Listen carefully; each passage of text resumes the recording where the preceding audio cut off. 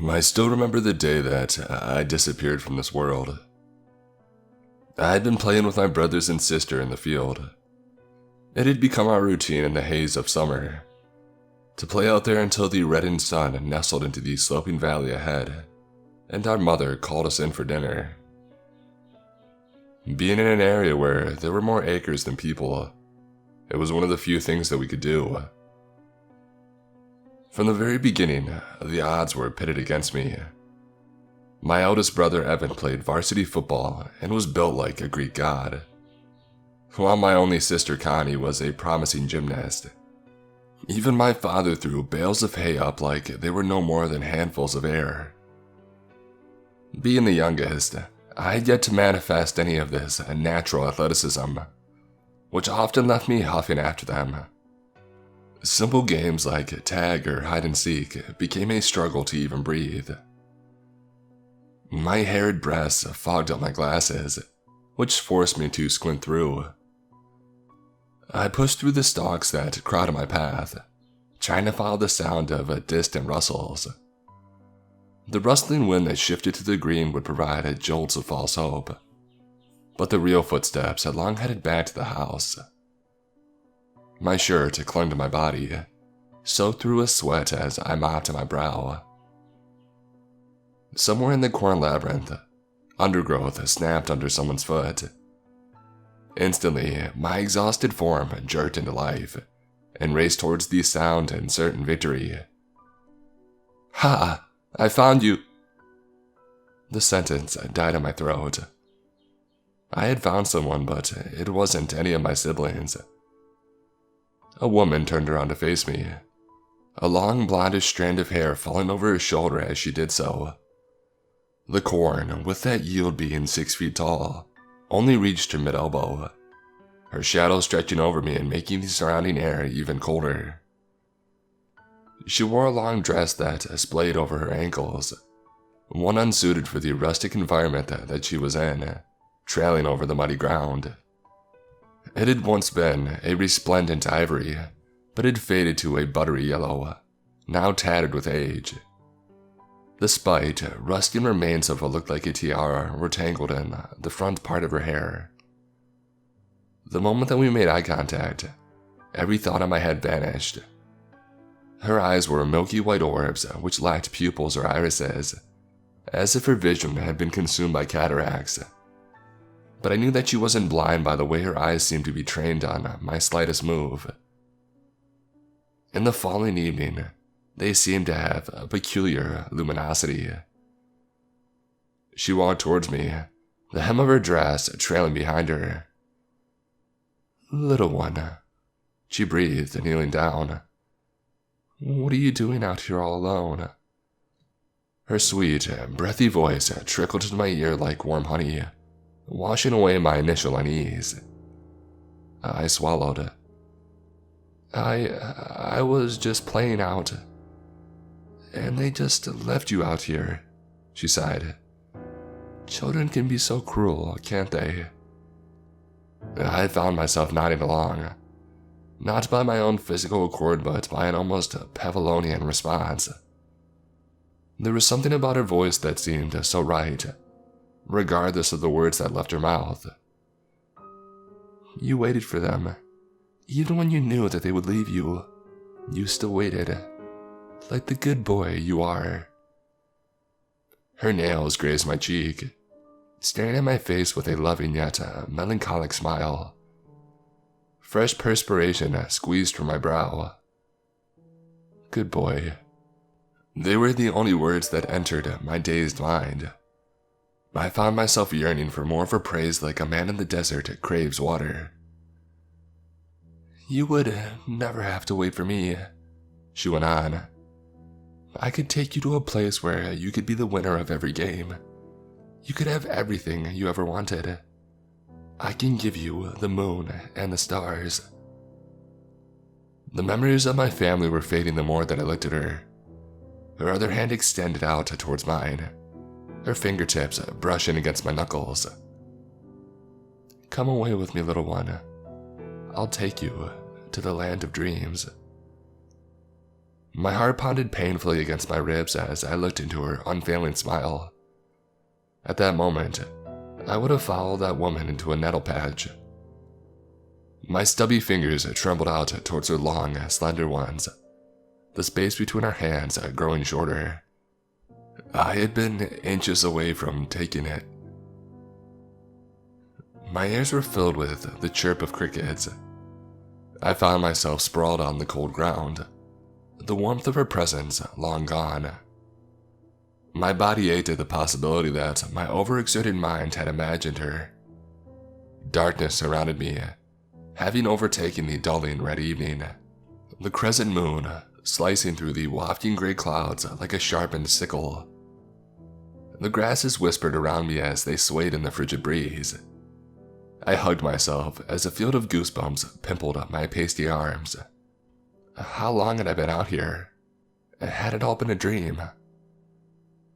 My heart surged in fear, anticipating the sting of my father's belt across my legs.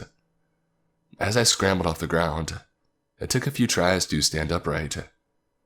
I staggered towards the dim porch lights in the distance, my legs like plaster, feeling ready to crumble underneath me. My mouth was dry, with a single word curling on the top of my tongue. Home. I made it as far as the front doorstep before I collapsed. When I woke up the next morning, instead of my own bedroom, I had found myself in a sterilized hospital room, an IV drip trailing from my wrist across the crinkled white bedsheets. My fingers curled inwards, heart clenching as my eyes scanned the unfamiliar room for any signs of familiarity. I became aware of a large hand hovering over my numbed one. I jerked upright, only to see my parents sitting beside my bed. "Mom, Dad," I murmured drowsily. The reddened eyes widened. My mother's hand darted to her mouth, exchanging bewildered stares with my father before rushing over to embrace me, nearly planting herself on the floor in the process. My father followed seconds after, compressing me into a sternum-cracking embrace. Their eyes were sunken and red from countless nights of lost sleep, and their faces were pale and drawn. Their clothes hung off of them, creased and worn. They seemed to have aged 20 years. My father's chin was harsh with at least a week's worth of black stubble, but it never occurred to me in that moment how different they looked. I realized that I had been gone for far longer on the ride home after I had been discharged, where I glimpsed my own missing persons poster flapping from a telephone pole. My 5th grade class photo smiling blankly out at me within a layer of protective plastic. They had taken me out of the back of the building to avoid the swarm of reporters that had descended on them, eager to mark my miraculous return. 5 weeks had passed since that game of hide-and-seek in the cornfield, where my family had searched without tiring for me, making television appeals, scouring the farm and the surrounding area for any sign of me, questioning potential suspects. They had almost given up hope, until my father had heard someone at the door one night. He had rushed to open it, to find my unconscious body sprawled across the doormat, still wearing the same clothes that I had had on the night that I disappeared. Yet for me, it had only been a few hours. Those around me had tried to coax the information in the gentle ways, aware of my ordeal, but I was just as clueless. Any memory of my extended absence had been scrubbed from my brain. A psychologist that my parents had taken me to suggested that I had blocked them from my mind for the purposes of psychological self-preservation. But the only thing I could recall was the pale lady, with her eyes as clouded as the corpse's, smiling at me with her hands poised out to meet mine. I saw her every time that I closed my eyes.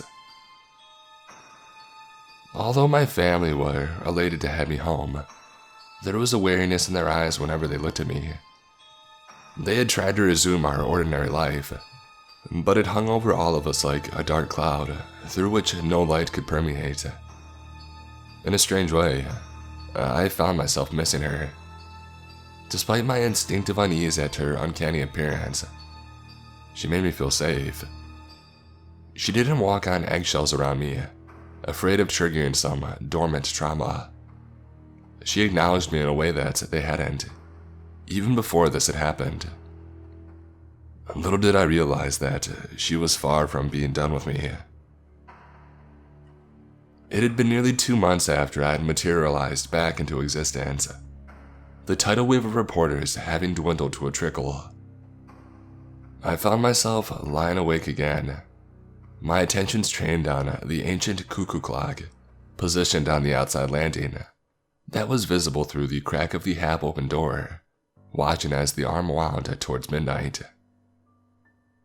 A sonorous cry pierced through the night air, my heavy eyelids jolting open. I tried to ease the pain in my chest by telling myself that it was just a fox. I stumbled out of bed towards the window, my knees knocking together as I forced myself to look outside. There she stood, on the gravel-lined driveway, smiling up at me. She looked the exact same way she did on that day that we had first met. Only this time, she wasn't alone. As I peered into the blanketing dark, I saw that she was flanked by 2 massive, bestial shapes that prowled below, bowed at her feet like trained dogs. Long, sharp quills bristled around their spines. Through the layers of concrete and glass, I heard her voice as clear as day. "My child, my little one, why did you leave? You were so happy with me." Her dulcet voice fogged my brain, obscuring reason. Nothing else existed but her. "Your family will never love you the way that I do. I'm the only mother you will ever need. Come back to me." Her words pushed me away from the window and towards the door. "Be with me. Be my son." My trembling hand inched towards the door handle. The thought she had seeded in my head sprouted up in a soaring stalk. I found myself wanting it more than anything, to go back with her to wherever she had taken me for over a month. Light exploded into the room. My father stood in the doorway, his face frantic. He held an aluminum baseball bat, one that was only seconds away from smashing into the side of my skull. He seemed to realize this, his iron grip loosening around the handle. "I heard something. I didn't know what it was," he babbled out. "Are you all right?" My mouth fell open. I began, pointing to the window. But the woman, along with her 2 inhuman companions, had vanished in the light, leaving only the raised hairs along my skin. "I had a nightmare." His face crumpled in broken relief, and the baseball bat he had been wielding clattered to the floor. He pulled me into his arms. "My boy," he sobbed into my neck. As his hands stroked through my hair, I remained numb to his touch. I remembered in the brief second when my father had switched the light on, before the white-eyed woman had disappeared, how her expression had changed when my father had walked into my room. She had switched from a look of maternal devotion to the most hateful expression that I had ever seen on another living person. The strained mask of civility she wore had slipped from her face.